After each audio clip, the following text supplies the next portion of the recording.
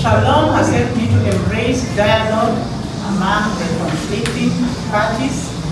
I don't have to solve a dispute or something to be a good member in the community. Being a good member can really help the community. We learned that women can be perpetrators in conflict. So I tend to avoid being a perpetrator to bring up conflict. So being a good member also is also yeah. All thanks to Shalom. Yeah.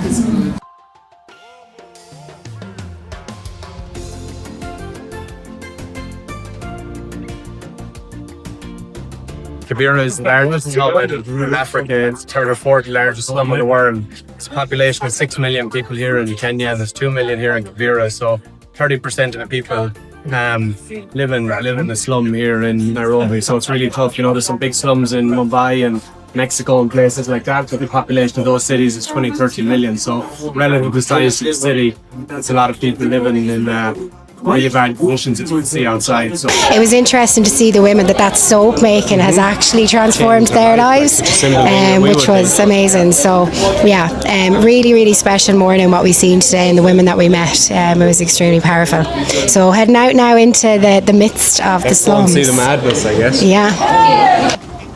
So this is just typically walking between two houses, and you can kind of see the sanitation here on the left. You know, unbelievably tough living conditions again. Kind of open sewer and open drain going all the way back down there. So this is it really. We're really stuck in the middle of the house. Hello, Mambo, habari yako? Mambo.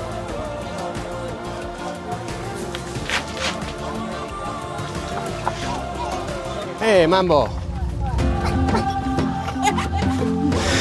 I don't know, the health and safety wouldn't have a good, the Irish health and safety authorities, I don't think would be too happy with what's going on here. When you kind of see the overkill of what we live in, and then you see what goes on here. So we're just coming back out onto one of the main streets now after being through the housing area.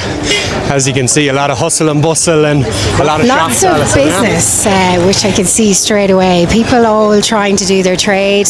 You've people selling charcoal, fuel for their homes, local shops, general stores, and we've kids going around coming out of school. So there is lots of hustle and bustle. Excuse me, lots of hustle and bustle. So yeah, it's pretty chaotic, as you can see, but the way in which they really try and do good for themselves. Like everyone is doing their part, trying to bring home what they can. See the kids over here with the tyre?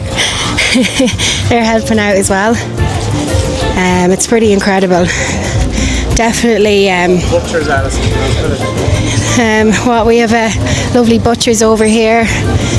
Refrigeration, non-existent, I'd imagine. But yeah, very, very different to what we've used. So here what do we have here? Some corn. So people might be getting corn for, actually you can see inside they have a machine to clean the corn. There's still lots of movement and vehicles in the slum, so this is like one of the main roads that you have. There's a hustle culture here really, which I find quite fascinating given like the circumstances that these people live in.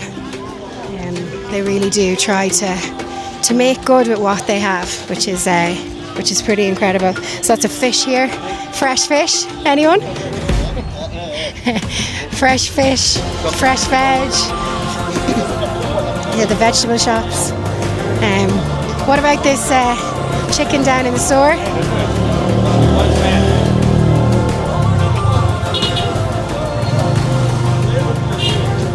Oh, there's build up of rubbish and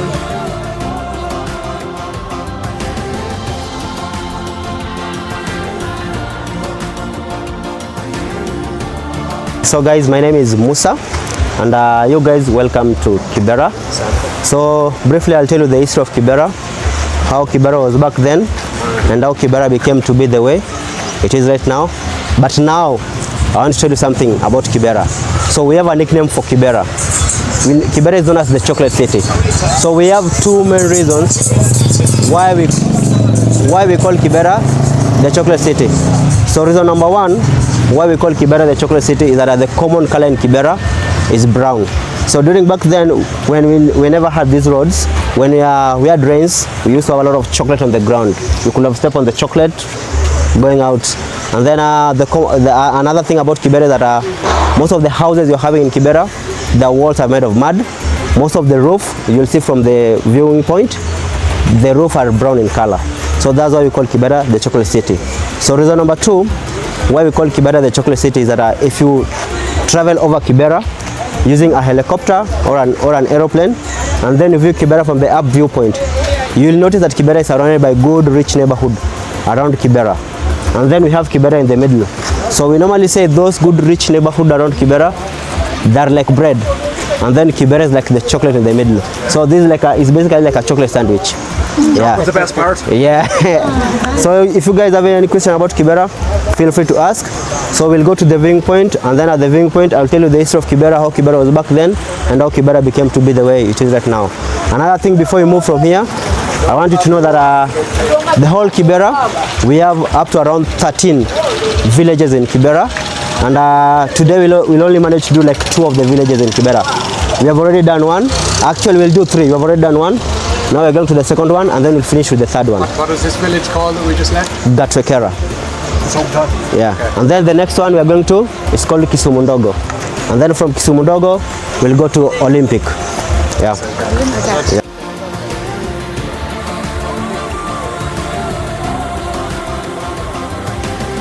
Yeah. So one of the NGOs is called Shefco, and then the other NGO is called Carolina for Africa.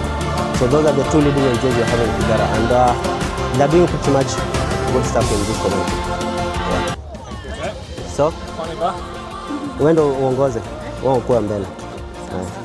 So we're just walking along the main Kenyan to Uganda train line here. So I guess whenever the train comes, everyone jumps off. But people are up there painting boxes and There's so much activity. Again, people selling. There's people have little shop fronts set up. There's people, again, as Kieran said, making lots of produce, painting, building, and obviously on foot as they walk here. But this train doesn't run. I'm not sure how often the train runs, but obviously there's lots happening around the train.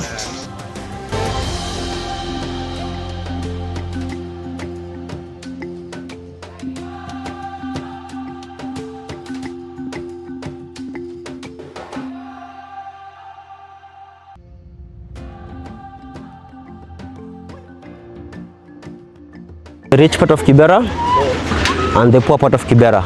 So the border between the rich part of Kibera and the poor part of Kibera is the tracks, the train tracks. So if you're on the north side of Kibera, you are in the rich part of Kibera. Okay. So if you're on the south part of Kibera, you are in the poor part of Kibera. So where we are coming from, this is the poor part of Kibera. That's all it, even across the road. Yes, all the way yes, down. yes. And then again, Kibera is divided into 2 sides. So we have the east side and the west side. So as you can see the bridge, where we have the bridge over there. Yeah. So that bridge splits Kibera into 2. So if you're on the other side of the bridge, you are in the eastern side of Kibera. So currently where we are right now, this is the west side of Kibera. And both the east side of Kibera and the west side of Kibera has the rich part of Kibera and the poor part of Kibera. So Kibera extends behind the bridge. So I can say the area of Kibera is covered, I think it's around 2.5 square kilometers. Yeah. So that's the area of 5 square kilometers. Yes, that's all, yeah. Now, How many people? according to the last census that was done around 2019, it was approximated up to 1.5 million people are living in Kibera. And now we are anticipating comes the next census that will be in the next 3 years. The population of Kibera will be around 2 million, 2.5 million people in Kibera. So with that now, we don't have enough space on the ground to build more houses. So now that's why you can see people are having structures build on top of each other. So now we doesn't have enough space on the ground. Now we are just hoping to going up. Did the north side of Kibera used to be like this? Yes. Okay. So the main reason why the north side of Kibera was that well developed is that because the main road that is coming into Kibera is in the north part of Kibera, and where we have a good road, and that one, the road was the thing that brought development in the north part of Kibera. So guys, from here, I will tell you the history of Kibera, how Kibera was back then, and how Kibera became to be the way it is right now. So the history of Kibera goes all the way back to during the First and the Second World War. So during the First and the Second World War, this was a forest. So we still have some part of the forest that I was talking about in the far west of Kibera, which Kibera was a part of it. So during the First and the Second World War, Kibera was a forest. And at the same time, Kenya, we were colonized by the British, and then Sudan, they were colonized by the British. So the British colony who were in Kenya went to Sudan, most of the southern part of Sudan, to bring in some soldiers from South Sudan to come and boost the front in Kenya during the First World War and during the Second World War. So when those soldiers from South Sudan came to Kenya to fight alongside the British, so this forest was one of the camping sites during the First World War and during the Second World War. So after the end of the Second World War, that was around 1945, the Kenyan local leaders who were there during back then, they decided to fight for Kenya's independence. So when they were fighting for Kenya's independence, those soldiers who were brought in from South Sudan, they basically joined hands with the Kenyans and they helped Kenya fight for their independence. So after Kenya we attained our independence around 1964, the Kenyan government decided to reward those Sudanese soldiers this piece of land as a token of appreciation. So the first people who came to settle in Kibera were not even Kenyans, were Sudanese. So when they came to settle in this place, they had to give this place a name. So those soldiers, most of them were coming from a community known as the Nubian community. So when they came to settle in Kibera, they had to give Kibera a name, this forest a name. So in the Nubian language, a forest is known as Kibra. So the official name of Kibera is Kibra, which means a forest. So we normally call Kibera because of the mispronunciation from the Germans, Indians, and the British who were in Kenya. So after we attained our independence, and after this place was named as Kibera, we still have some Germans, Indians, and British who were in Kenya, and some of them had to travel from Kenya all the way to Uganda. So during back then, the cheapest way you could travel from Kenya all the way to Uganda was using the train tracks. So when they were passing from, when they were traveling from Kenya to Uganda via Kibera going to Uganda, they find it hard to pronounce the word Kibera. So they mispronounced the word Kibera by adding letter E in Kibera, and it became Kibera. And that's how the name stuck until now. Yeah. And then after that, we say that Nairobi was the main trading center in the country during back then. People are coming from different parts of the country to look for job and to do trade in Nairobi. So the low-end people or the poor people who are coming to Nairobi to look for job in Nairobi heard about Kibera. Because during back then, it was so easy to have a house in Kibera. You could just walk into the forest, measure a piece of land, cut down the trees, and you could use some of the trees to build up houses you have in Kibera. Actually, some of the mud houses you have in Kibera, they are way, way old. Some of them are around 30, 40, 50-year-old houses. The mud houses that are having in Kibera. Yeah, and that's the history of Kibera.